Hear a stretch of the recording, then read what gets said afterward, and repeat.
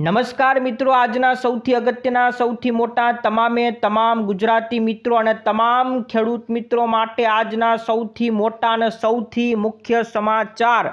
ગુજરાતની અંદર કોઈ એક આગાહીકાર નહીં પરંતુ 47 આગાહીકારોએ આગાહી કરી નાખી છે। આજના બિગ ન્યૂઝ લેટેસ્ટ ન્યૂઝ આવી ગયા છે। 47 આગાહીકારોએ કહી દીધું છે ગુજરાતમાં આ વર્ષે કેવું ચોમાસું રહેવાનું છે। તો આજના વિડીયોની અંદર આગાહીકારોની આગાહી જાણવાની છે। તો મિત્રો એક બિગ ન્યૂઝ, એક બીજા અપડેટ કે ગુજરાતની અંદર જે ખતરનાક વાયરસની એન્ટ્રીના સમાચાર આવ્યા હતા એને લઈને એક બિગ ન્યૂઝ આવી ગયા છે। ઇબોલા વાયરસના કેસને લઈને પ્રફુલ્લ પાનસુરિયાએ કહી નાખ્યું છે। એક મોટા સમાચાર આજના વિડીયોની અંદર જણાવવાના છે। બિગ ન્યૂઝ આવી ગયા છે। તો આ બાજુ આંધી તોફાનને લઈને આગાહી કરી છે। શું આગાહી છે? એલર્ટ મોડ દર્શાવવામાં આવ્યું છે, એના વિશે જાણીશું। 1 જૂન નવો મહિનો શરૂ થવાનો છે, નવા નિયમો બદલાવાના છે। કયા કયા નિયમો બદલાશે એના વિશેની આગાહી જાણીશું। ખેડૂતો માટે એક બિગ ન્યૂઝ છે, ગુડ ન્યૂઝ છે, એના વિશેના આજના વિશે મિત્રો સમાચાર જાણીશું। જે પશુપાલકો છે એમના માટે પણ એક ગુડ ન્યૂઝ આવી ગયા છે, એમના માટે પણ બિગ ન્યૂઝ છે, એના વિશે પણ સમાચાર આપીશું। ગુજરાતીઓને સુવિધા વિશેના સમાચાર આપીશું કે ભૂપેન્દ્ર સરકારે એક મોટો નિર્ણય કરી નાખ્યો છે। તો ગુજરાતીઓ માટે એક મોટી સુવિધા, નવી સુવિધા આવવાની છે। તો મિત્રો આ બાજુ મોંઘવારીનો ઝટકો લાગવાનો છે, એટલે તૈયારી રાખજો। કઈ વસ્તુ શું મોંઘું થશે એના ઉપર પણ વિશેષ ચર્ચા આજના વિડીયોની અંદર કરવાના છે। તો નીટ પેપર લીકને લઈને પણ એક બિગ ન્યૂઝ આવી ગઈ છે। વિદ્યાર્થીઓ માટે એક મોટા સમાચાર છે। શિક્ષણ વિભાગ દ્વારા એક નવી ગાઈડલાઈન તૈયાર કરવામાં આવી છે। આજના વિડીયોમાં બધા સમાચાર આપવાના છે, પણ એ પહેલાં જે મિત્રો નવા હોય આપણી ખેડૂત દુનિયા ચેનલને ફટાફટ સબસ્ક્રાઈબ કરી દેજો। તો મિત્રો આજે સૌથી મોટા અને સૌથી મહત્વના સમાચાર આપવાના છે। ઇબોલા વાયરસનો જે કેસ આવ્યો છે એના વિશેના એક મોટા સમાચાર આવી ગયા છે। એક મોટી અપડેટ આવી છે। 1 જૂનથી નવા નિયમ ફેરફાર થવાના છે, પણ એની પહેલાં જણાવી દઉં, CBSEના વિદ્યાર્થીઓ છે એમના માટે એક બિગ ન્યૂઝ આવી છે। જ્યાં મિત્રો રીઇવેલ્યુએશન પોર્ટલ આજથી ખુલવાનું છે। તો CBSEના જે વિદ્યાર્થીઓ હોય ધોરણ 12 માટે રીવેલ્યુએશન પોર્ટલ શરૂ કરવામાં આવી શકે છે।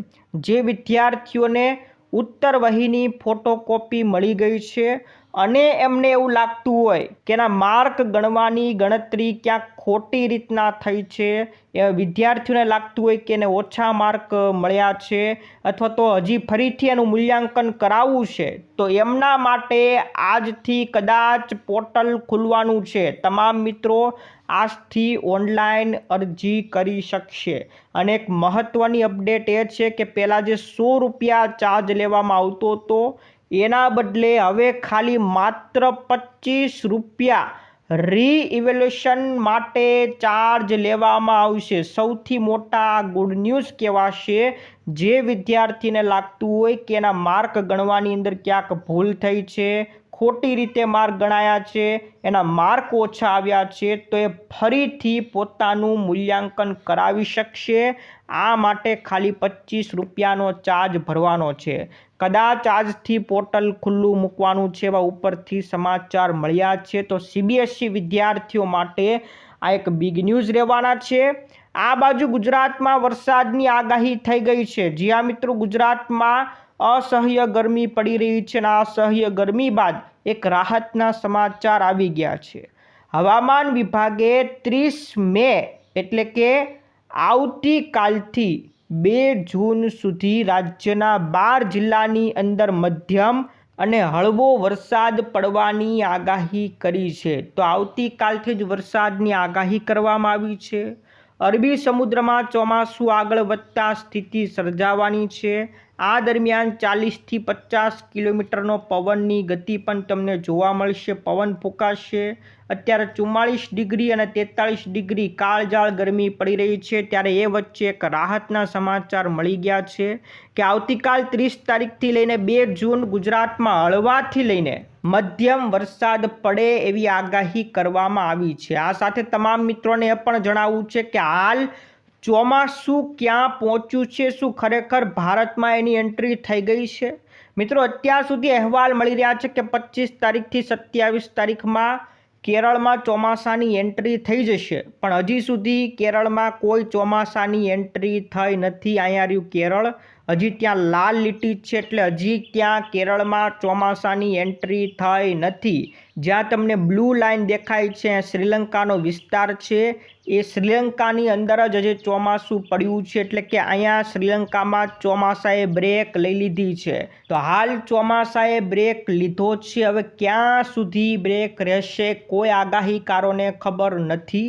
તો હવે કેરળમાં ચોમાસું ક્યારે આવશે હજી શક્યતા જ દર્શાવવામાં આવી છે. હવામાન વિભાગે કીધું છે કે કદાચ 29થી 3 જૂન ત્યાં સુધીમાં ગમે ત્યારે કેરળમાં ચોમાસું આવી શકે છે. કોઈ ફિક્સ તારીખ આપવામાં આવી નથી. સામાન્ય રીતે જો ચોમાસું 1 જૂન સુધીમાં આવી જાય તો એને કહેવાય કે સમયસર ચોમાસું કેરળમાં આવી ગયું. પણ જો 1 જૂનથી મોડું થાય તો એને ચોમાસું મોડું આવ્યું એવું ગણવામાં આવશે. તો 1 જૂન સુધીમાં ચોમાસું કેરળમાં પહોંચે છે કે નહીં એના અપડેટ મિત્રો મળી રહ્યા છે. મિત્રો, અત્યારે હાલ કોઈ આગાહી કરવામાં આવી નથી. 3 જૂન સુધીમાં ગમે ત્યારે કેરળમાં ચોમાસું આવી શકે છે. હાલ ભારતમાં કોઈ એન્ટ્રી થઈ નથી, પણ જે સિસ્ટમો સર્જાઈ રહી છે એને કારણે પ્રી મોન્સૂનની એક્ટિવિટી થઈ રહી છે. તો કેરળમાં અને ઘણી બધી જગ્યાએ અત્યારે વરસાદ પડી રહ્યો છે. એ પ્રી મોન્સૂનનો વરસાદ પડી રહ્યો છે અને એને જ કારણે ગુજરાતમાં પણ 30 મેથી લઈને 2 જૂન વરસાદની આગાહી કરવામાં આવી છે અને એ પણ હળવોથી મધ્યમ વરસાદની આગાહી કરી છે. પણ અમુક વિસ્તારની અંદર એટલે કે અમુક રાજ્યોની અંદર આંધી તોફાન સાથે વરસાદની આગાહી ભારતીય હવામાન વિભાગે કરી નાખી છે. કયા રાજ્યો છે, કયો વિસ્તાર છે, તો એ વિસ્તારની વાત કરી દઉં તો કાળઝાળ ગરમી વચ્ચે આઈએમડી એટલે કે ભારતનું જે હવામાન વિભાગ છે, ઇન્ડિયાનું હવામાન વિભાગ, એમણે આગાહી કરી છે કે 28 તારીખથી લઈને 31 તારીખ દરમિયાન ઉત્તર ભારતના જે વિસ્તારો છે જેમાં જમ્મુ કાશ્મીર, દિલ્હી આ બધા વિસ્તાર આવી જાય, ઉત્તરાખંડ, ઉત્તર પ્રદેશ આ બધા ઉત્તર ભારતના વિસ્તાર કહેવાય. એ વિસ્તાર મધ્ય ભારતના વિસ્તાર જેમાં મધ્યપ્રદેશની વાત કરી દઈએ એ બધા રાજ્યો, પૂર્વ ભારતના જેમાં અસમ આવી જાય, ઓડિશા આવી જાય, આ બધા વિસ્તાર જે પૂર્વ ભારતના વિસ્તાર, આ વિસ્તારોની અંદર આંધી તોફાન સાથે વરસાદ પડે એવી આગાહી કરી છે. કારણ કે પવનની સ્પીડ ત્યાં 100ની ઝડપે ફૂંકાય એવી પણ આગાહી કરી છે. તો આ વિસ્તારોની અંદર અત્યારે આંધી તોફાનની આગાહી કરી છે. ગુજરાતની અંદર મધ્યમ અને હળવો વરસાદ પડે એવી આગાહી આપણા ગુજરાતના હવામાન વિભાગે કરી છે. ત્યારે મિત્રો હવે આવી જે 47 આગાહીકારોએ આપણા ગુજરાતમાં કેવી આગાહી કરી છે. તો મિત્રો, ખેડૂતો માટે પણ એક મોટા સમાચાર રહેવાના છે. એક સાથે 47 આગાહીકારોને ભેગા કર્યા અને પછી એની પાસેથી પક્ષ લેવામાં આવ્યું. ત્યારે ચોમાસું ગુજરાતમાં કેવું રહેવાનું છે એના વિશેની માહિતી મળી છે. જૂનાગઢની અંદર 32મો વર્ષા વિજ્ઞાન પરિસંવાદ કાર્યક્રમ યોજવામાં આવ્યો. આ કાર્યક્રમમાં 47 આગાહીકારો ભેગા થયા હતા અને એણે આગાહી કરી છે કે આ વર્ષે 10થી 12 આની વરસાદ પડશે. એટલે કે મિત્રો 75% જેટલો સારો વરસાદ ગુજરાતની અંદર પડશે. એટલે 75% જેવો વરસાદ આ વર્ષે ગુજરાતની અંદર પડે એવી આગાહી આ 47 આગાહીકારોએ કરી છે. અને બીજી વાત એ છે કે આ વર્ષે ખેડૂતો 2 તબક્કામાં વાવણી કરી શકશે અને 15 ઓક્ટોબર બાદ વરસાદ વિરામ લઈ લેશે. જોકે હવામાન વિભાગે ચોમાસાની ગતિ થોડીક ધીમી રહેશે એવી આશંકા પણ દર્શાવી છે. તો આ 47 આગાહીકારોની આગાહી કેવી હતી કે આ વર્ષે 10 આનીથી 12 આની વરસાદ પડશે, એટલે કે 75% જેટલો વરસાદ પડશે અને ખેડૂતો 2 તબક્કાની અંદર વાવણી કરી શકશે. પણ બીજી તરફ હવામાન વિભાગે એવું કીધું છે કે ચોમાસાની ગતિ થોડીક ધીમી રહે એવી આશંકા પણ હવામાન વિભાગે દર્શાવી છે. તો તમામ ખેડૂતો માટે આ એક મોટા સમાચાર હતા, એક બિગ ન્યૂઝ હતા. અને હવે આપણે આવી જે સમાચાર ગુજરાતની અંદર જે ખતરનાક વાયરસની વાત કરી હતી, જે એન્ટ્રીની વાત કરી હતી, એના સમાચાર ઉપર આપણે પ્રફુલ્લ પાનસુરિયાએ કહી દીધું છે. એના એક બીજા હવે સમાચાર મળી ગયા છે, એના ઉપર તમામ મિત્રોએ જાણ ખૂબ મહત્વની છે. ગુજરાતમાં જે વાયરસની એન્ટ્રીના સમાચાર આવ્યા હતા એને લઈને હવે એક સમાચાર મળ્યા છે કે જે વ્યક્તિ ક્વોરન્ટાઇન થયો હતો એનો રિપોર્ટ હવે નેગેટિવ આવ્યો છે. જ્યાં મિત્રો એ જે લક્ષણો જોવામાં આવ્યા હતા કે ઇબોલા વાયરસ આ વ્યક્તિને છે, એનો રિપોર્ટ હવે નેગેટિવ આવ્યો છે. એટલે કે કોઈ ઇબોલા વાયરસના લક્ષણો એ વ્યક્તિમાં નથી. જ્યાં મિત્રો આરોગ્ય મંત્રી પ્રફુલ્લ પાનસુરિયાએ ટ્વીટ કરીને ગુજરાતીઓને માહિતી આપી દીધી છે કે જે વડોદરાની અંદર કોંગોથી જે વ્યક્તિ આવેલો હતો એનો રિપોર્ટ હવે નેગેટિવ આવ્યો છે. આ દર્દીને આઇસોલેશનમાં રાખીને તપાસ કરવામાં આવી હતી, એનો રિપોર્ટ કર્યો હતો, પણ હવે એ રિપોર્ટ નેગેટિવ આવ્યો છે. એટલે ગુજરાતીઓને ગભરાવાની નથી કોઈ જરૂર, કારણ કે ગુજરાતમાં હવે ઇબોલા વાયરસનો જે કેસ એન્ટ્રી બતાવતા હતા એ કેસ રિપોર્ટ નેગેટિવ આવ્યો છે. એટલે કોઈ વાયરસ હવે ઇબોલાનો ગુજરાતની અંદર નથી.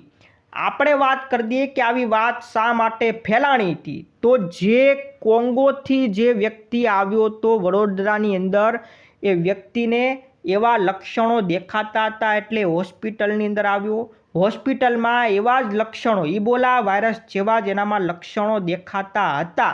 એટલા માટે એની શંકા ગઈ અને શંકાસ્પદ કેસ નોંધાણો. ત્યારથી સમાચાર ફરતા થયા કે કોંગોથી જે વ્યક્તિ આવ્યો એને ઇબોલા વાયરસના લક્ષણો છે, અને ત્યારથી સમાચારો ફરતા હતા. પણ હવે એનો જ્યારે રિપોર્ટ બધી રીતના કરવામાં આવ્યો ત્યારે જણાવ્યું છે કે થોડા જે લક્ષણો છે પણ એ ઇબોલા વાયરસ નથી. એટલે ઇબોલા વાયરસનો નેગેટિવ રિપોર્ટ આવી ગયો છે. અને આરોગ્ય મંત્રી પ્રફુલ્લ પાનસુરિયાએ પણ કહી દીધું છે કે કોઈ ઇબોલા વાયરસ નથી, એ જે કેસ હતો એ નેગેટિવ આવ્યો છે. એટલે સત્તાવાર માહિતી મળી ગઈ છે. એટલે ગુજરાતીઓએ ગભરાવાની જરૂર નથી. ઇબોલાનો વાયરસની એન્ટ્રીની વાત હવે ખોટી પડી છે. સૌથી મોટા તમારા જેટલા પણ મિત્રો હોય ફટાફટ આ સમાચાર એને મોકલી દેજો. ત્યાર પછીના મિત્રો સમાચાર ઉપર નજર કરીએ તો હવે જૂન મહિનાની શરૂઆત થવાની છે, ત્યારે 1 જૂનથી નિયમોની અંદર ફેરફાર થશે. કયા નિયમો ફેરફાર થશે એના વિશેની વાત કરી દઉં તો આવતા મહિને સોલાર પેનલ ખરીદવાનું મોંઘું થઈ શકે છે. જી હા મિત્રો, સોલાર પેનલ મોંઘી થઈ શકે છે. યુપીઆઈ છેતરપિંડીને રોકવા માટે એનપીસીઆઈ એક નવી સિસ્ટમ લાગુ કરવાની તૈયારી કરી રહી છે. તો આવતા મહિને એનપીસીઆઈની એક નવી સિસ્ટમ પણ જોવા મળી શકે છે.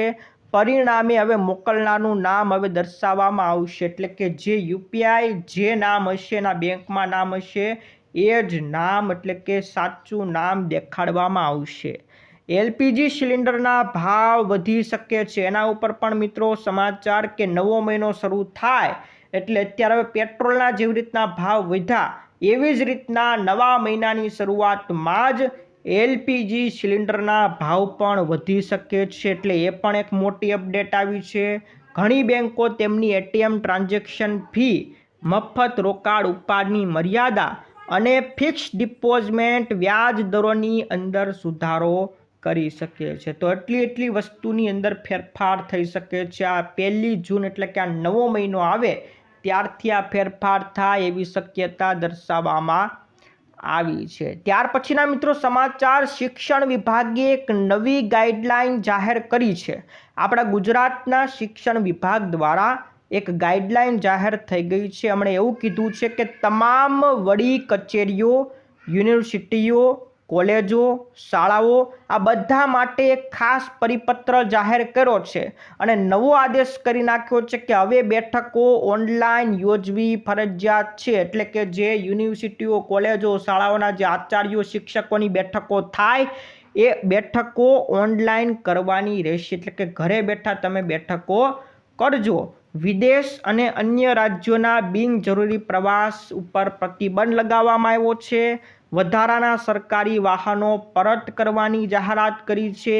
ઈવી હાઇબ્રિડ વાહનોને પ્રાથમિકતા આપવામાં આવી છે કે શક્ય હોય ત્યાં સુધી ઇલેક્ટ્રોનિક વાહનો વાપરજો.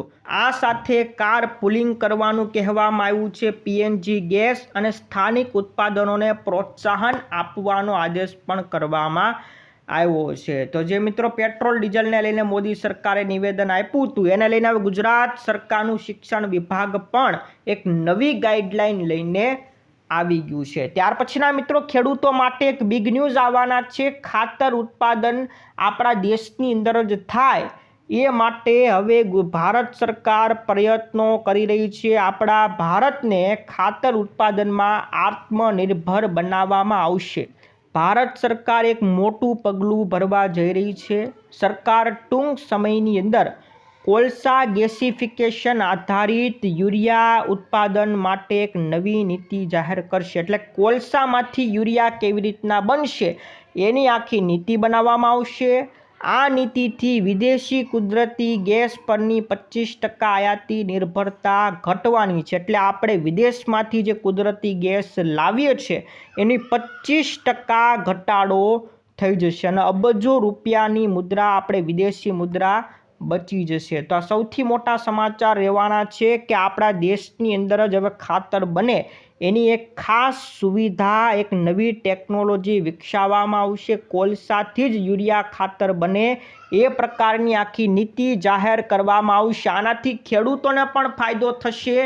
વિદેશથી આપણે મોંઘું ખાતર મંગાવવું નહીં પડે અને ખેડૂતો માટે સસ્તું ખાતર જ ભારતની અંદર બની જશે. એ પ્રકારની નવી નીતિ આવશે એટલે ખેડૂતોને પણ ફાયદો થવાનો છે. ખેડૂતોને પણ સસ્તું ખાતર મળી રહેશે. આ બાજુ નીટ પેપર લીક જે થયું હતું એને લઈને હવે એક બિગ ન્યૂઝ આવી ગયા છે. હવે જે આપણા કેન્દ્રીય શિક્ષણ મંત્રી ધર્મેન્દ્ર પ્રધાન છે એમણે સેના અને વાયુસેના બંનેની મદદ માગી છે કે આની અંદર સેના પણ રહેશે અને વાયુસેના પણ પેપરની અંદર સુરક્ષા માટે હવેથી રહેશે. જેના માટે સંરક્ષણ મંત્રાલયે પણ હવે મંજૂરી આપી દીધી છે. હવે પરીક્ષાના પેપર સેટિંગ કરવાની વાત હોય, પ્રિન્ટિંગ કરવાની વાત હોય કે પછી ટ્રાન્સપોર્ટેશન, આ બધી સુવિધા જ્યાંથી પેપર સેટિંગ થાય છે ત્યાંથી પ્રિન્ટિંગ કરવાને લઈને અને જે ટ્રાન્સપોર્ટેશન ત્યાં સુધી મલ્ટી લેવલ સુરક્ષા ગોઠવવામાં આવશે અને એના માટે સેના અને વાયુસેના બંને સેનાને તૈનાત કરવામાં આવશે. એટલે ફૂલ હવે કડક બંદોબસ્ત સાથે પેપર સેટિંગ, પ્રિન્ટિંગ અને ટ્રાન્સપોર્ટ કરવામાં આવશે. તો હમણાં જે નીટનું પેપર લીક થયું હતું, મોટા અધિકારો એની અંદર સંડવાયેલા હતા, એને લઈને આ સૌથી મોટું નિવેદન શિક્ષણ મંત્રી ધર્મેન્દ્ર પ્રધાને આપી દીધું છે. તો હવે હાઈ લેવલ સુરક્ષા સાથે પેપર ગોઠવવામાં આવશે. સૌથી મોટા સમાચાર.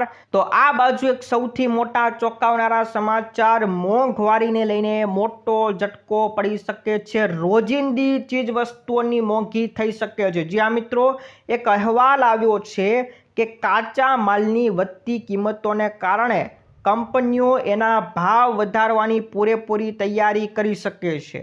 જી આ મિત્રો, કંપનીઓ કાં તો ભાવ વધારશે કાં તો ઉત્પાદનોનું વજન ઘટાડશે. આની આપણે એક ઉદાહરણ સાથે જણાવી દઈએ તો પાર્લેજીના પેકેટની વાત કરી દઈએ. પાર્લેજીનું પહેલાં મોટું પેકેટ 4 રૂપિયાની અંદર આવતું હતું. પછી શું કર્યું કે પાર્લેજી જેમ જેમ સમય ગયો એમ 4 રૂપિયાનું પેકેટ 5 રૂપિયાની અંદર કર્યું, એટલે ભાવ વધાર્યો. પછી શું કર્યું કે જે 5 રૂપિયાનું પેકેટ હતું એને 5 રૂપિયાનું જ રાખ્યું, પણ એ મોટું પેકેટ હતું એને નાનું પેકેટ કરી નાખ્યું, એટલે કે વજન ઘટાડી દીધો. તો આવી વસ્તુ કંપનીઓ હવે કરી શકે, કાં તો ભાવ વધારશે કાં તો ભાવ એનો એ રાખશે પણ ઉત્પાદનોનું વજન ઘટાડશે. તો મોંઘવારી આવવાની છે. સૌથી મોટા સમાચાર રહેવાના છે. છેલ્લા 1-2 મહિનાની અંદર વિવિધ પ્રોડક્ટની અંદર 3 થી 7% વધારો થયો છે ને હજી મોંઘવારી વધશે એવા અહેવાલ મળી રહ્યા છે. આપણે માચીસની પણ વાત કરીએ તો માચીસે પણ એનો ₹1 જ રાખ્યો, પણ એની માચીસની સળીઓ હતી એ ઘટાડી દીધી, એટલે આમ વજનની અંદર ઘટાડો કરી શકે છે। આ સૌથી મોટા સમાચાર છે। તો મોંઘવારી આવશે, જ્યારે ફૂડ ઇન્ફ્લેશન પણ 3.87 થી 4.20% પહોંચી ગયું છે, ત્યારે હવે મોંઘવારીને લઈને હજી મોટા સમાચાર મળી શકે છે, એવા મોટા અહેવાલો મળી ગયા છે। તો સામાન્ય જનતાને એક મોટા સમાચાર, મોંઘવારીના ઝટકા લાગવાના છે। આ બાજુ ખેડૂતો માટે સહાય પોર્ટલ ખુલ્લું મૂકવામાં આવ્યું છે। ખેડૂતોને ડ્રોનની ખરીદી કરવી હોય તો એમાં સહાય મળશે। એગ્રો સર્વિસ પ્રોવાઈડર માટેની જે સર્વિસો હોય એમાં સહાય મળશે। આવી વિવિધ સહાય યોજના આઈ ખેડૂત પોર્ટલ ઉપર ખુલ્લી મૂકવામાં આવી છે। આ સહાય યોજનાની અંદર જો ખેડૂત મિત્રોએ સહાય જોતી હોય તો 4 જૂન સુધી ખેડૂત મિત્રો ઓનલાઈન અરજી કરી શકશે। તો 4 જૂન છેલ્લી તારીખ છે આઈ ખેડૂત પોર્ટલમાં જઈને અરજી કરવાની રહેશે। તો ખેડૂતો માટેના સમાચાર હતા। તો મિત્રો આ બાજુ ભૂપેન્દ્ર સરકાર દ્વારા એક મોટો નિર્ણય, રાજ્ય સરકારે નિર્ણય કર્યો છે કે જે ચોથા ગુરુવારે સ્વાગત ઓનલાઈન જન ફરિયાદ કાર્યક્રમ યોજવાનો હતો એ આજે શુક્રવારે એટલે કે આજે 29 તારીખે યોજવામાં આવશે। આ જન સ્વાગત યોજનાની અંદર તમે ત્યાં જઈને સ્વર્ણિમ સંકુલની અંદર જઈને ફરિયાદ કરી શકશો। ખુદ મુખ્યમંત્રીને તમે ફરિયાદ કરી શકશો। તો એ ગુરુવારે દર ચોથા ગુરુવારે કાર્યક્રમ યોજાતો હોય છે, પણ બકરી ઈદની રજાને કારણે આ વખતે 29 તારીખ શુક્રવારે કાર્યક્રમ યોજવામાં આવશે। એટલે કે કાલે રજા હતી એટલે આજે કાર્યક્રમ યોજવામાં આવશે, જેમાં તમારે સ્વર્ણિમ સંકુલ ગાંધીનગર ખાતે રૂબરૂ હાજર ત્યાં જવાનું અને ત્યાં તમારી જે સમસ્યાઓ હોય, જે રજૂઆતો હોય ત્યાં તમે મુખ્યમંત્રીને કરી શકશો। સવારે 8 વાગ્યાથી લઈને 11:30 વાગ્યા સુધી રજૂઆત કરી શકશો। ત્યાર પછીના મિત્રો સમાચાર ગુજરાતીઓ માટે આવી ગયા છે। હવે ગુજરાતીઓને 20 પ્રકારની સેવાઓ ઓનલાઈન આંગળીના ટેરવે મળી જશે। આવકનો દાખલો કઢાવવો હોય, જાતિનો દાખલો કઢાવવો હોય, EWS સર્ટિફિકેટ કઢાવવું હોય કે પછી રેશન કાર્ડમાં સુધારા કરવા હોય, આવી 20 પ્રકારની સુવિધા આંગળીના ટેરવે મળી જાય એ માટે એક જ ખાસ પ્રકારનો એક જ વોટ્સઅપ નંબર જાહેર કરવામાં આવશે। આ વોટ્સઅપ નંબરમાં તમે 20 પ્રકારની સુવિધા જાતે ઓનલાઈન કરી શકશો। તમારે ફરિયાદ કરવી હોય તો આ જ વોટ્સઅપ નંબર ઉપર કરવાની રહેશે। તો ગુજરાત સરકાર દ્વારા એક ખાસ વોટ્સઅપ નંબર જાહેર કરવામાં આવશે। હજી જાહેર કર્યો નથી, ટૂંક સમયમાં જાહેર થઈ જશે। ત્યાં બધી સુવિધાઓ મળી જશે। તો ગુજરાતીઓ માટે આ એક સૌથી મોટા સમાચાર છે। તો આ બાજુ પશુપાલકો માટે એક બિગ ન્યૂઝ આવી ગયા છે, એક મોટી તક મળી છે। ગુજરાત સરકારે પશુપાલકો અને સ્વસહાય જૂથોને 25 થી 50 દુધાળા પશુઓના ડેરી ફાર્મ બનાવવા માટે આર્થિક સહાય આપવાની એક નવી યોજના જાહેર કરી છે। જે પશુપાલકો હોય કે પછી એક જૂથો હોય, સ્વસહાયક જૂથો હોય, એને કીધું છે કે જો તમે 25 થી 50 દુધાળા પશુઓનું ડેરી ફાર્મ બનાવવા માંગતા હોય તો સરકાર તમને સહાય કરશે, જેમાં ગીર ગાય અને કાંકરેજ ગાયોને પ્રાથમિકતા આપવામાં આવશે। તો સરકાર તરફથી તમને સહાય મળશે, જેમાં વ્યાજ સહાય પણ મળશે। તમે બાંધકામ કરશો, જે ડેરી બનાવશો એમાં પણ તમને સબસિડી મળશે। પશુઓ જેટલા તમારી પાસે પશુઓ હશે એના વીમાની સહાય પણ મળશે। આધુનિક સાધનો તમે જે ખરીદશો એના ઉપર પણ સહાય મળશે। તો ટૂંકમાં ડેરી સ્થાપવા માટે તમારે જે વસ્તુની જરૂર પડશે એ બધા માટે તમને સરકાર સહાય કરશે। જો તમારે આ સહાય જોતી હોય તો અરજી તમારે 1 મેથી કરવાની રહેશે। 1 મેથી અરજી શરૂ થઈ ગઈ હતી, તો છેલ્લી તારીખ 31 મે છે। 31 તારીખ સુધીમાં આઈ ખેડૂત પોર્ટલ ઉપર જઈને ઓનલાઈન અરજી કરી લેજો। ત્યાર પછી મિત્રો આ બાજુ ખેડૂતો માટે એક બિગ ન્યૂઝ આવી ગયા છે। ઉનાળુ મગના ટેકાના ભાવે વેચાણ માટે ઓનલાઈન નોંધણી શરૂ થઈ ગઈ છે। 27 તારીખથી ઓનલાઈન નોંધણી શરૂ થઈ ગઈ છે। જે ખેડૂતોને પોતાનો ઉનાળુ મગ વેચવા હોય, ટેકાના ભાવે વેચવા હોય તો 27 મેથી ઓનલાઈન નોંધણી થઈ ગઈ છે. તમે નોંધણી કરી શકો છો અને ખેડૂતો 10 જૂન સુધી ફાર્મર રજિસ્ટ્રેશન કરાવી શકશે. તો 10 જૂન સુધી તમે રજિસ્ટ્રેશન કરાવી શકશો. રજિસ્ટ્રેશન માટે અહીંયા લિંક આપેલી છે. આ લિંકમાંથી તમને જાતે આવડતું હોય તો ઓનલાઈન આ લિંકમાંથી, અથવા તો એક એપ્લિકેશન છે, એપ્લિકેશનનું નામ છે ફાર્મર રજિસ્ટ્રી ગુજરાત. આ એપ્લિકેશનમાંથી પણ તમે તમારી જાતે ઓનલાઈન રજિસ્ટ્રેશન કરાવી શકશો. તો 27 મેથી ઓનલાઈન રજિસ્ટ્રેશન શરૂ થઈ ગયું અને 10 જૂન સુધી તમે રજિસ્ટ્રેશન કરાવી શકશો. આમાં તમારે દસ્તાવેજ કયા લાગશે? તો આધાર કાર્ડ જોશે અને આધાર કાર્ડ સાથે જે તમારો લિંક મોબાઈલ નંબર હશે એ જોશે અને તમારા જમીનનો સર્વે નંબર, એટલી વસ્તુની જરૂર પડશે. ત્યાર પછીના મિત્રો પશુપાલકો માટે એક ગુડ ન્યૂઝ આવી ગયા છે. ખાસ કરીને બનાસકાંઠા ડેરી સાથે, એટલે કે બનાસ ડેરી સાથે જે પશુપાલકો જોડાયેલા છે એમના માટે ગુડ ન્યૂઝ આવી ગયા છે. બનાસ ડેરીએ તમામ પશુપાલકોને ગુડ ન્યૂઝ આપી દીધા છે. એમણે હવે દૂધના ખરીદ ભાવની અંદર પ્રતિ કિલો ફેટે 15 રૂપિયા પશુપાલકોનો વધારો કર્યો છે. હવે પશુપાલકોને પ્રતિ કિલો ફેટે 860 રૂપિયા આપવામાં આવશે. તો પશુપાલકો માટે ગુડ ન્યૂઝ છે. હવે 15 રૂપિયા પશુપાલકોને વધુ આપવામાં આવશે. તો બનાસ ડેરીએ સૌથી મોટો નિર્ણય કર્યો છે. સૌથી મોટા આજના સમાચાર હતા. મિત્રો આ હતા આજના મુખ્ય સમાચાર. વિડીયો ગમ્યો હોય તો વિડીયોને લાઈક કરી દેજો. તમારા જેટલા પણ મિત્રો હોય ફટાફટ સમાચાર મોકલી દેજો. ગુજરાતમાં જે ઇબોલાનો કેસ આવ્યો હતો એ નેગેટિવ આવ્યો છે, એટલે ગુજરાતમાં કોઈ ઇબોલાની એન્ટ્રી થઈ નથી. તો મિત્રો આજ માટે વિદાય લઈએ છીએ. ફરી મળીશું આવતા વિડીયોમાં. જય જવાન, જય કિસાન.